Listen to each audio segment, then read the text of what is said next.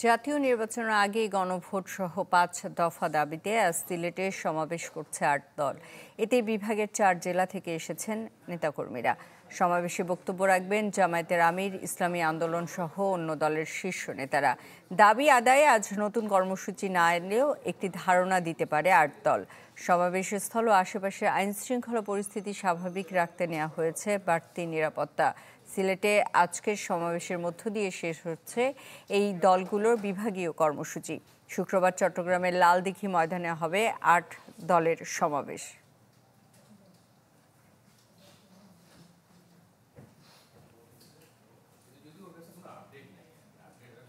সিলেটের আলিয়া মাদ্রাসা মাঠে হচ্ছে ইসলামী ৮ দলের বিভাগীয় সমাবেশ। সেখান থেকে যুক্ত হচ্ছেন রমিজ হোসেন। রমিজ, ৮ দলের শীর্ষ নেতৃবৃন্দের কারা কারা এসে উপস্থিত হয়েছেন সমাবেশের স্থলে? নেতাকর্মী, কর্মী সমর্থকদের কিরকম আনাগোনা দেখছেন? হিরন আরও মিনারেল ওয়াটার মাত্র ৫০ পয়সায় প্রতি লিটার।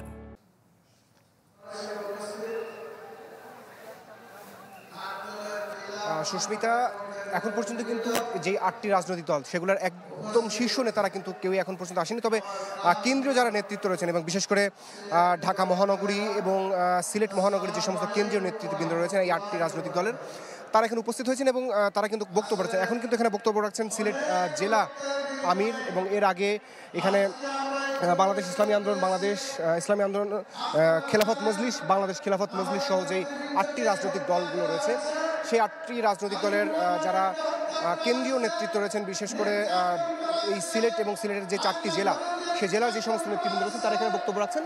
ধারণা করা হচ্ছে মূলত দুপুর 2টার পরে, অর্থাৎ জোহরের নামাজের পরে এখানে মূল যেই আনুষ্ঠানিকতা, অর্থাৎ ডাক্তার শফিকুর রহমান যিনি বাংলাদেশ জামাত ইসলামের আমির এবং রেজাউল করিম যিনি পীর সাহেব বাংলাদেশ খেলাফত মজলিস, মামুনুল হক এবং অন্য যে সমস্ত ৮ দলের শীর্ষ নেতারা তারা এখানে উপস্থিত হবেন এবং দিক নির্দেশনামূলক বক্তব্য এখানে দেবেন। এবং তবে এখানে যারা বক্তব্য রাখছেন তারা কিন্তু তাদের যে ৫ দফা দাবি, বিশেষ করে জুলাই সনদ বাস্তবায়নের ক্ষেত্রে জাতীয় নির্বাচনের পূর্বেই গণভোট আয়োজনের যেই কথা আসলে তারা শুরু থেকে বলে আসছিল এবং পিয়ার পদ্ধতিতে জাতীয় নির্বাচন এবং লেভেল প্লেইং ফিল্ডের কথা কিন্তু তারা বারবারই বলছেন এবং সরকারের কাছে তারা দৃষ্টি আকর্ষণ করছেন।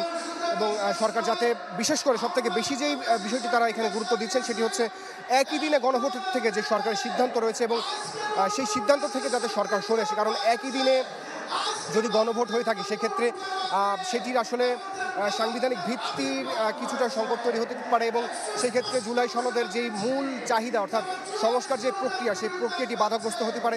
সেই বিষয়টি নিয়ে এখানে যারা কেন্দ্রীয় নেতৃত্ব যারা রয়েছেন তারা কিন্তু সেই বিষয়গুলোই সবার সামনে নিয়ে আসছেন এবং তারা আসলে সরকারের প্রতি আহ্বান জানাচ্ছেন যাতে তাদের যে ৫ দফা দাবি সেই দাবির সপক্ষে তারা তাদের যুক্তি উপস্থাপন করছেন এবং সরকার যাতে তাদের এই দাবিগুলো মেনে নেয় সেই বিষয়টি তারা এখানে সরকারের প্রতি আহ্বান জানাচ্ছেন।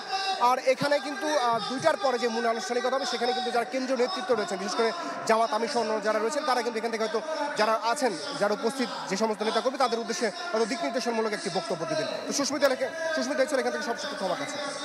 রমেশ, আপনাকে ধন্যবাদ। সিলেট থেকে আমাদের সাথে যুক্ত হয়েছিলেন রমিজ হোসেন।